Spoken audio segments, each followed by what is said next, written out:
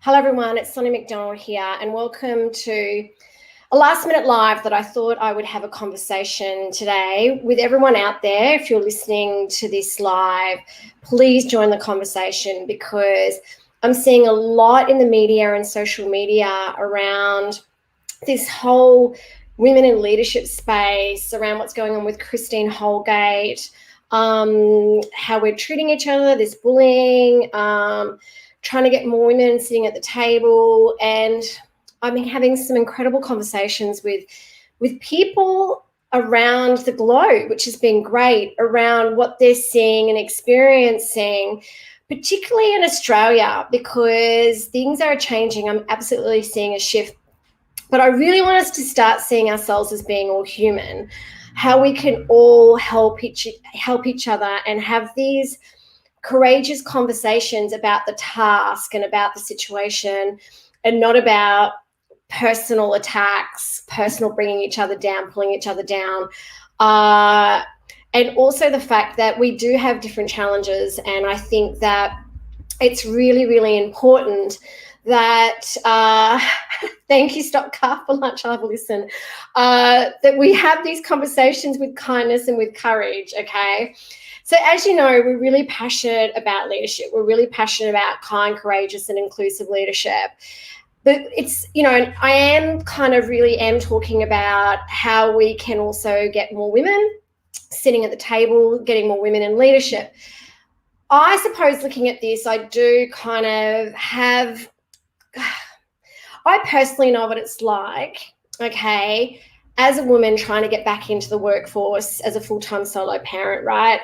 I found it really challenging to get back into workforce. And most of the time when I was applying for roles and meeting with men, they weren't really open. And look, it might have been, even if it didn't matter what gender I was, that I was a full-time solo parent, and they couldn't offer me the flexibility, or they couldn't understand what it was like to be a woman that was obviously the primary caregiver, that also now had full-time, had to be a parent full-time.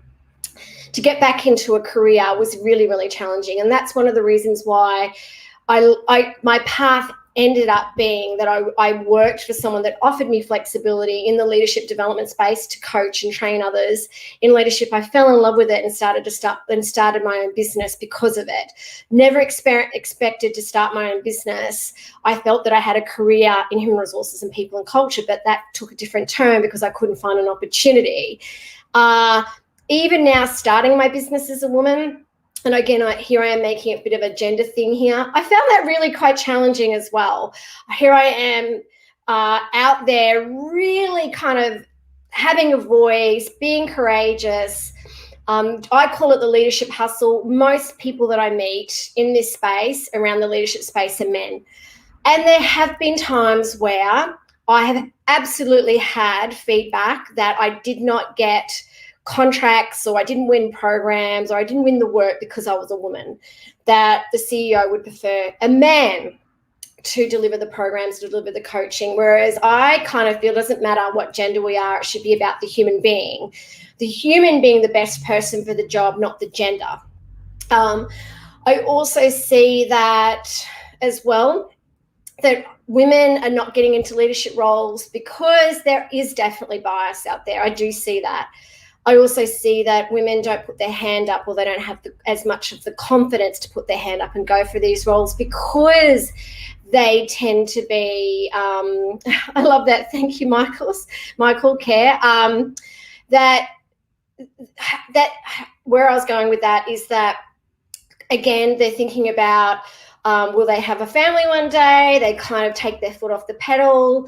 They feel as though they've got to tick 10 out of 10 boxes. I absolutely see that as well. And I've been there. That whole imposter syndrome, which is a great thing, is alive and well, not only in men, but in women as well. Okay. So the thing is, right, here I am advocating for the fact that I want us to be seen as humans.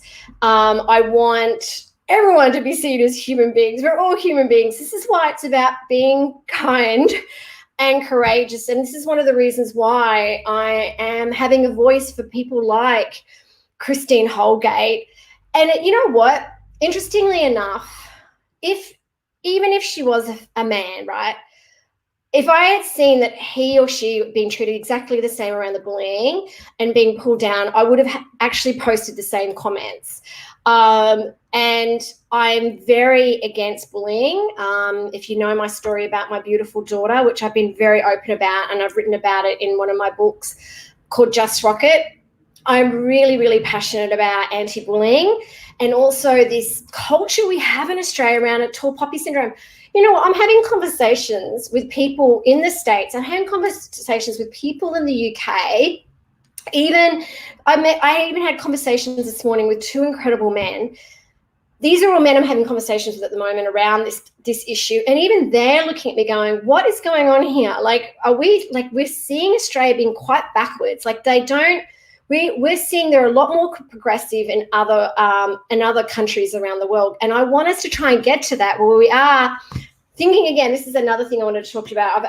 I've nearly finished Adam Grant's book around thinking again, the power of knowing what you don't know.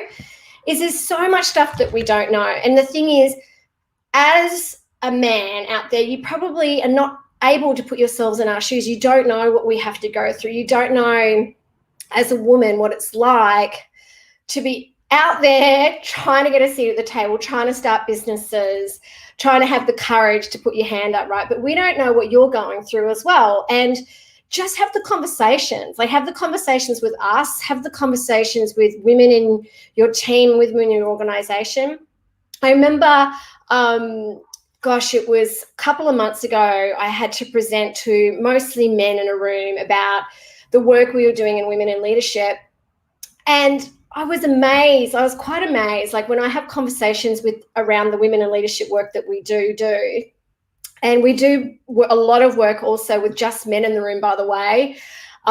It's like we work with humans, right? And when we go and talk to men about our work, they're kind of like, it seems like they don't want to well, what are you going to do about that? I'm like, no, we all have to work together around this. It's not just us.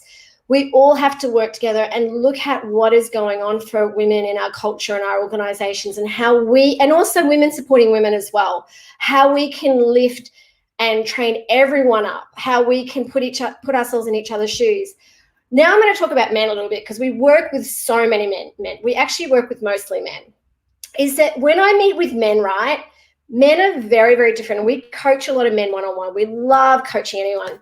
But when we meet or coach men and we work with them one-on-one, I'm amazed at how different they are, absolutely how different they are when I'm talking to them one-on-one versus seeing what they're like out there in their organization, right?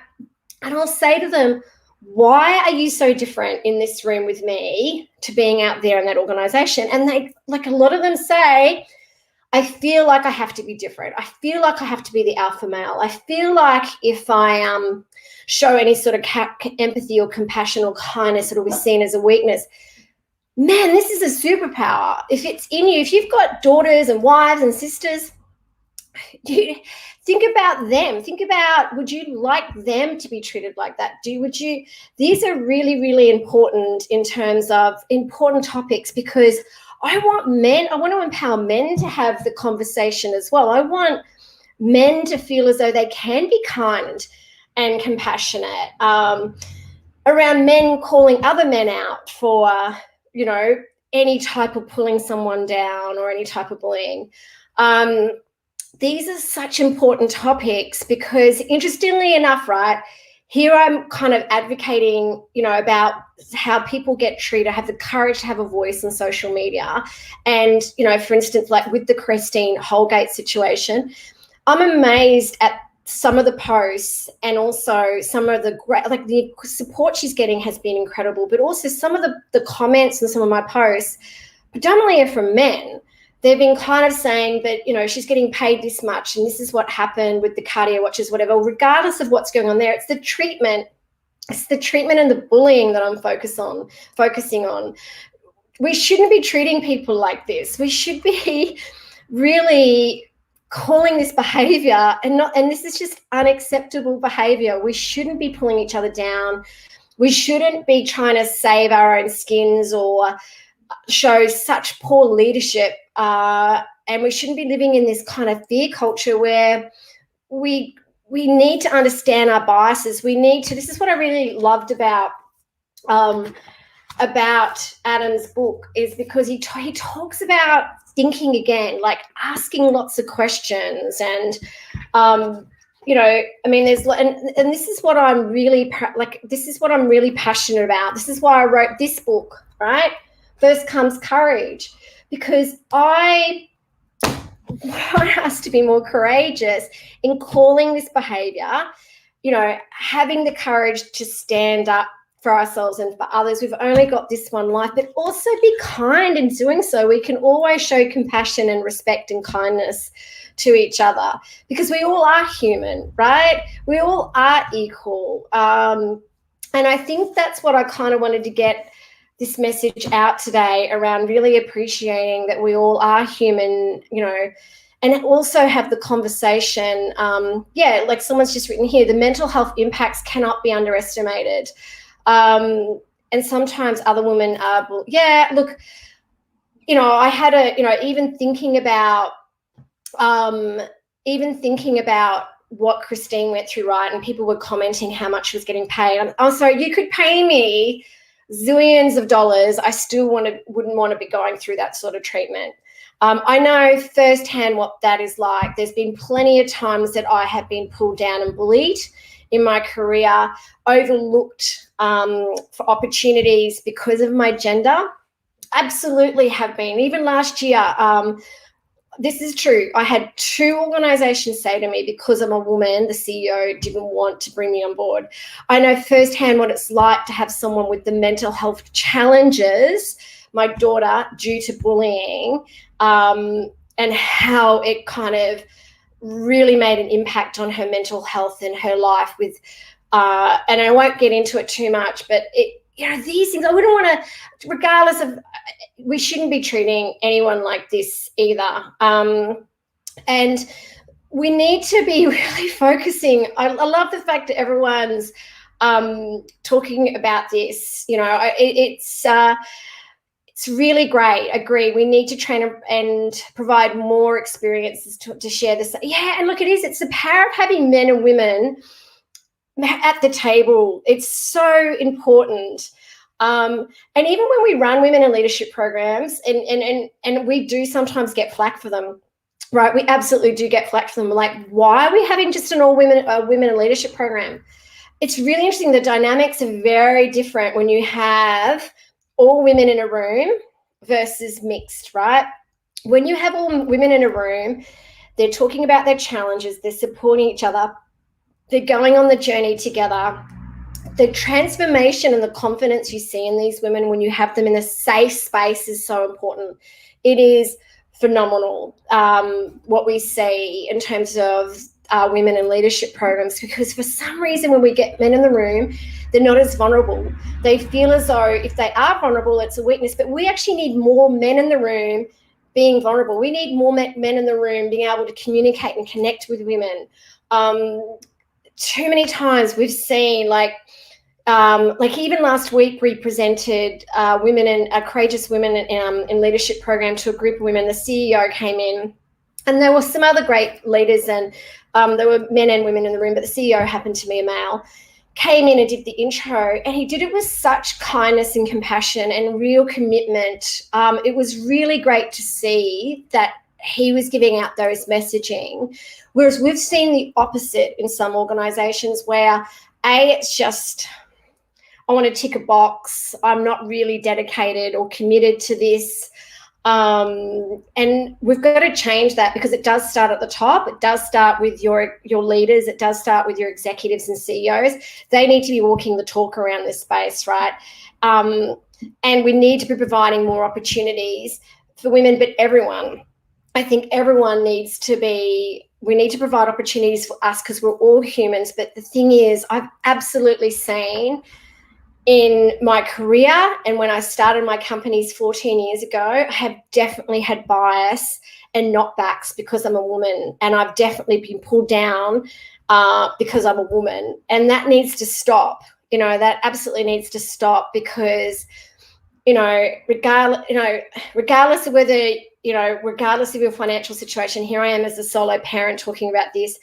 I had to put food on the table, and I remember coming back to Australia trying to get my career back up and started when I came back from overseas to start all over again. It was so tough. It was so tough as a woman finding a great opportunity because I was a solo parent. Okay, it was even tougher when I started my own business and trying to again, I was out on the pavement trying to make a go of a great leadership business as a woman. And the amount of times I've reached out to men, particularly across Australia in CEO positions, and I like men that just go, just not interested. I don't know why. Sometimes I just sit here and go, is it because I'm a female? I don't know, but we need to practice more courage and kindness and see ourselves as all humans.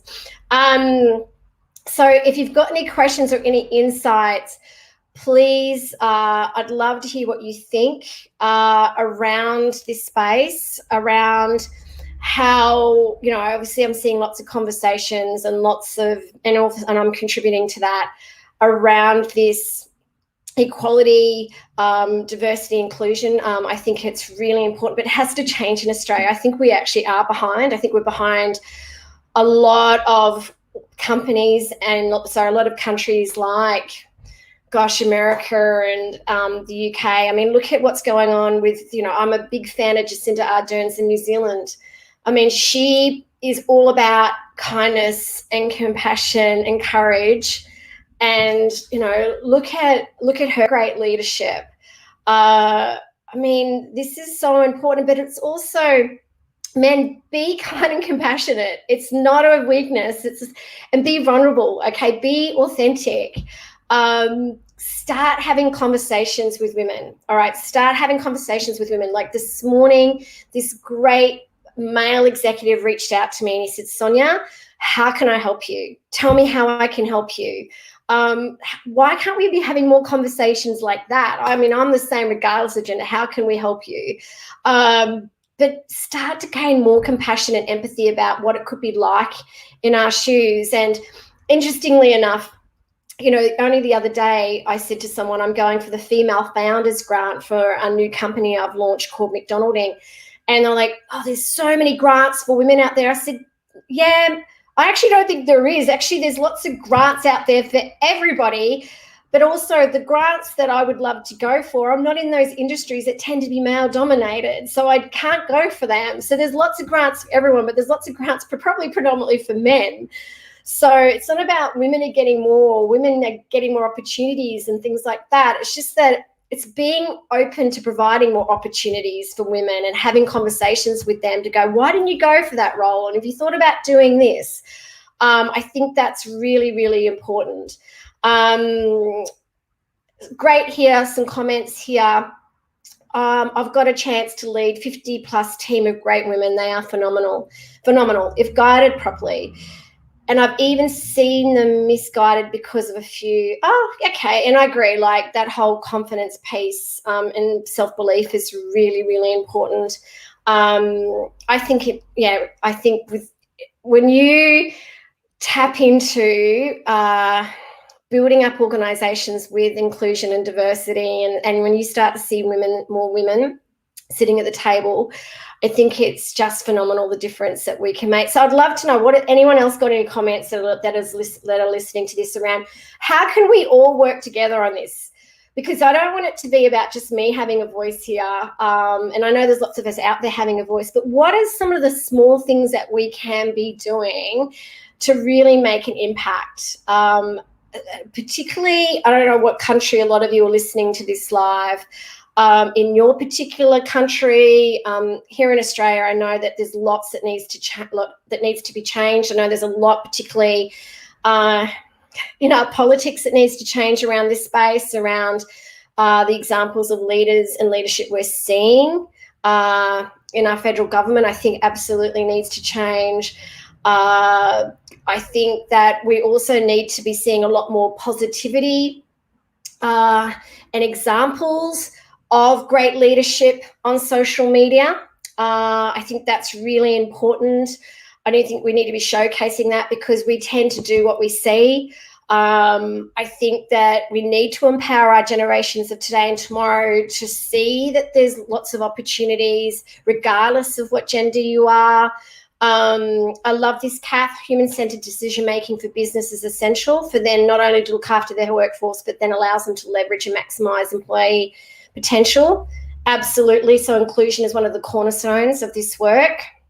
Someone's dialing in from Malaysia, India. I'd love to know what you're experiencing in other countries around this space, around inclusion, diversity. We need more communication, more engagement, whether you're seeing that there might be challenges with women in leadership in India and Malaysia. I've actually done some work in both of those countries. So, I mean, mind you, that was quite a long time ago, over 15 years ago. So it'd be interesting to see if things have shifted in those countries. So I'd love you to, thank you for dialing in from those countries as well. Yahoo Finance has thanks, Michael, great dominant female presence. So that's wonderful. We need to be showcasing. We've actually on McDonald Inc. got something called Women Lead In. So if there's any of these examples of leadership, or even today the women that are joining this live, please reach out to us at McDonald Inc. We'd love to showcase you and any people that you feel that you could nominate in your leadership as well.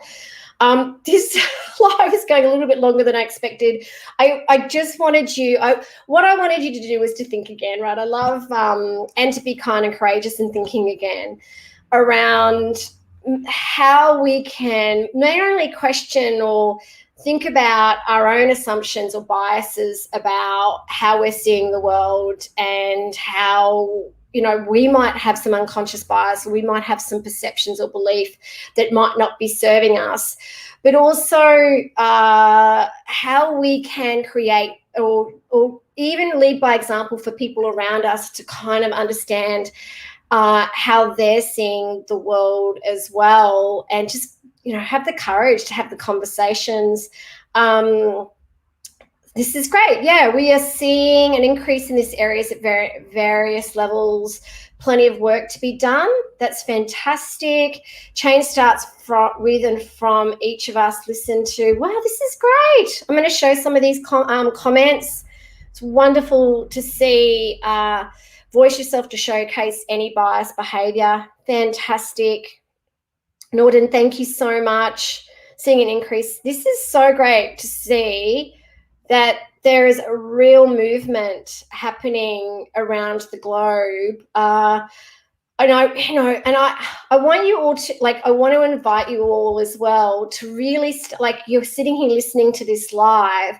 Thank you so much for that, and having the commitment to listen to this live. Is that if we start listening more and start kind of putting our egos aside and start going, it doesn't matter if we're male or female, we're all human, right? We are all human beings. We've all got daughters and sons and sisters and brothers and things, and we only want the best for them.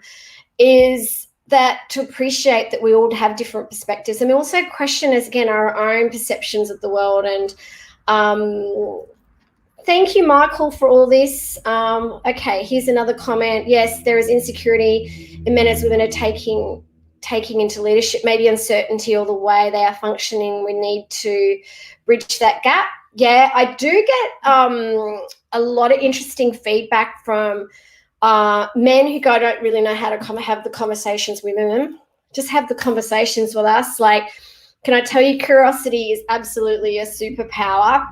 So even not even just looking at us as human beings, I think is fundamental.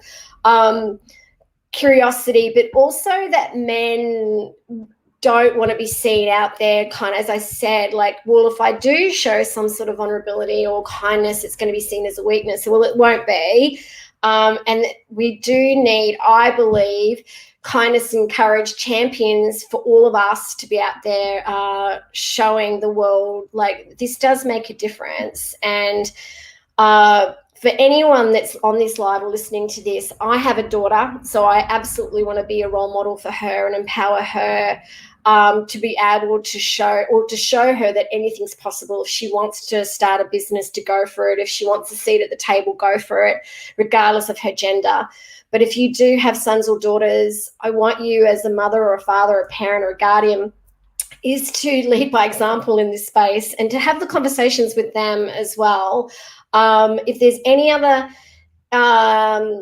anyone else that would love to talk to us around what we're doing at Leadership HQ or McDonald Inc., I highly recommend this is a great book around thinking again.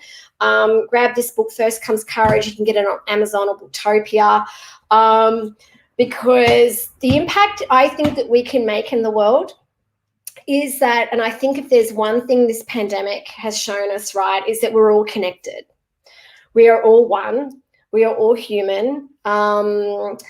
I think that, and I agree, we need to work on things like increasing psychological safety in this space for both genders. This will open I totally agree with that. I'm a big fan of psychological safety. And that's something that's really important, that we create spaces for that.